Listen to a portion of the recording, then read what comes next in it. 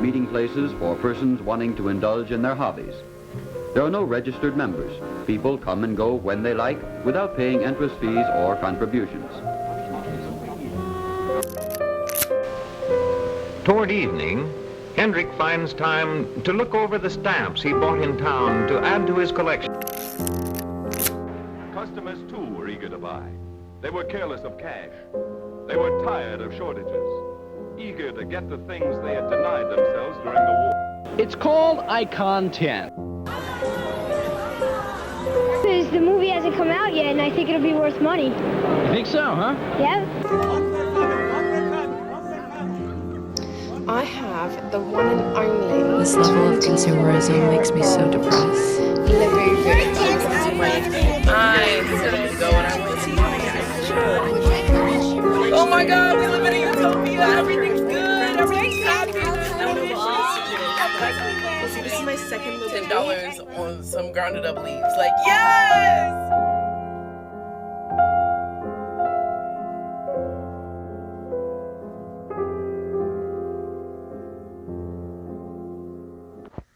At the end of the day, what will happen is you all go into debt and you all hate each other. So that's consumerism.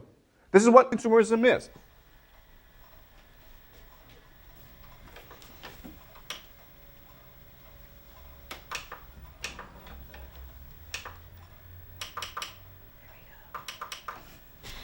One of the biggest collections I have is my ET collection, and I get most of that secondhand. I like to hunt for specifically things that came out in 1982, which is when ET came out, and being surrounded by things that I love and the media that I love to consume just makes me feel really happy and really comforted.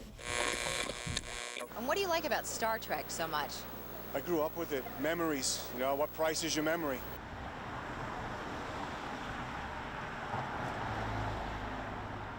My comics hobby started probably well over 40 years ago when I was a kid. It was something I did with my brother. We collected as a hobby together.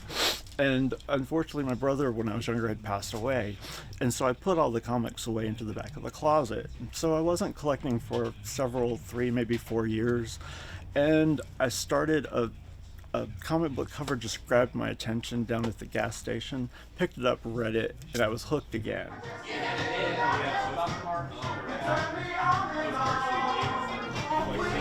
They're all coming out of this sort of eco recycled vinyl.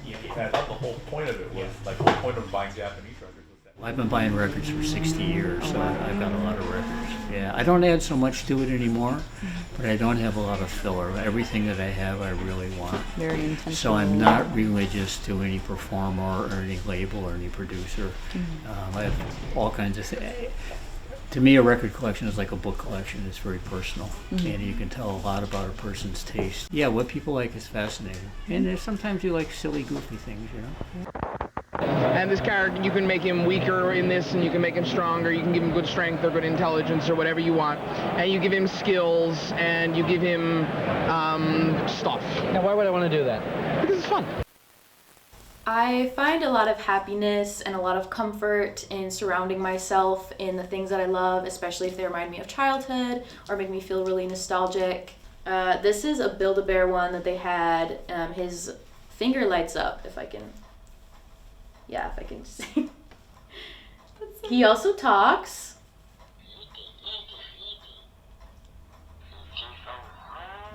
Escapism has always been my way of coping and just like feeling happy, so I like to decorate my space and the things that I love.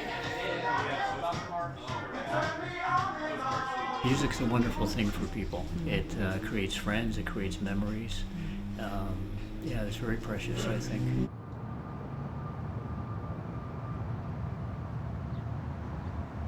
So then started digging through all those comics my brother and I had collected those few years together, and just really reopened a lot of, again, the hobby and just the joy of the reading.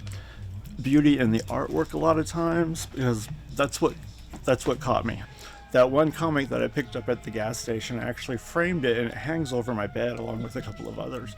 It helps remind me how important that was, and just, again, how it sparked that interest right back. What price is your memory? And this is it. This is the price of the memories. La boo la boo la boo boo la boo boo la boo.